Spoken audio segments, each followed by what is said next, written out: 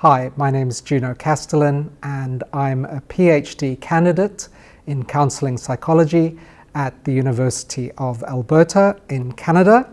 I'm also a registered provisional psychology with the College of Alberta Psychologists. I've had the privilege of working for the last few years with the Cancer Institute in Alberta, and that provides a lot of services for patients, family members and survivors of cancer. I've always been interested in existential questions and the bigger questions in life. Why are we here? What's the meaning of life? How do we live with death? That experience at Cross Cancer has given me a chance to work in a very meaningful and fulfilling way with these questions with people who are going through their own experiences of these topics. Grief is such a big topic. I think I would start by just looking at what grief is, and there's a few other terms that are related but not exactly the same thing. So grief comes from the words in Latin and Greek to rob, to ruthlessly rob, to tear apart, to break. And I think those are very dramatic and emotional ways that explain how painful the process of grief is. But essentially, grief is about the pain of loss. And all human beings experience loss. It's a universal experience. We tend to think about grief as something related only to death, but it really isn't. As I said, we all experience grief.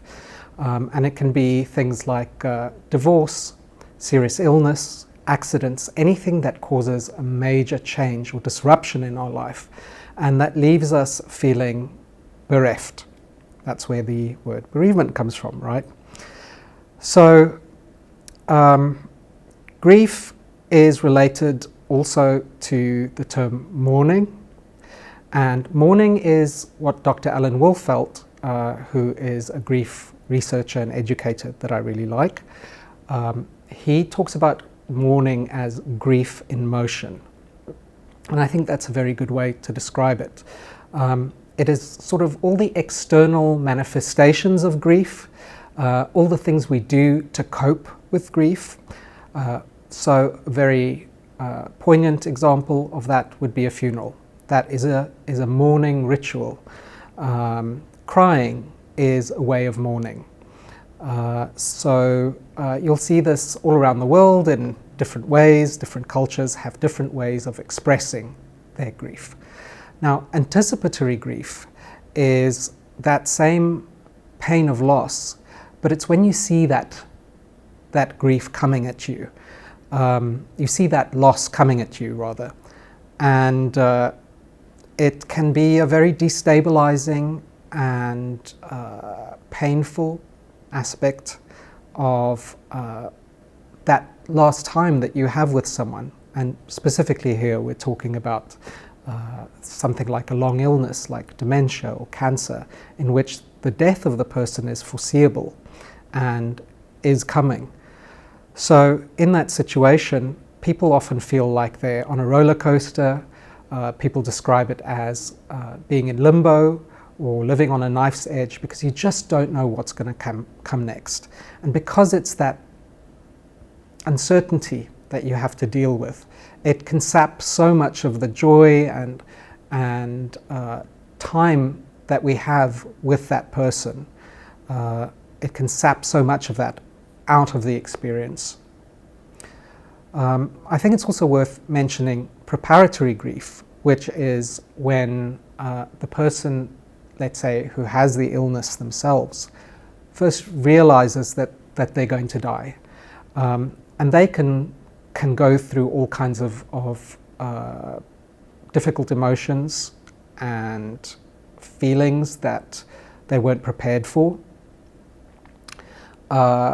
And that also manifests in mourning rituals and displays. Sometimes it's called preparatory mourning, although that term is not by any means an established one in this field. But I think it's a useful one. We think about the person themselves, and then the family members, the friends, and even the staff and the people that work with them, around them, who experience anticipatory grief, mourning, all these different things.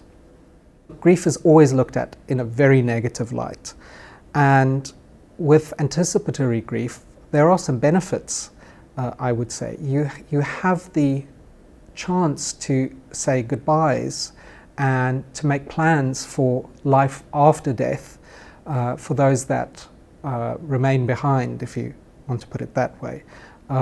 So it can be a chance to begin healing before the person passes away. That doesn't mean that when the death happens that it won't still be a shock, or that it will be easy by any means. But it does give you those opportunities that you might not have in other situations to say goodbye, to express your love to each other, to make apologies for things that you said and did, and so to repair relationships in a way that you don't always have the opportunity to when there's a sudden death. To sort of summarize everything, grief is the pain of loss, and particularly anticipatory grief is about when we see that loss coming and how it affects us in that situation.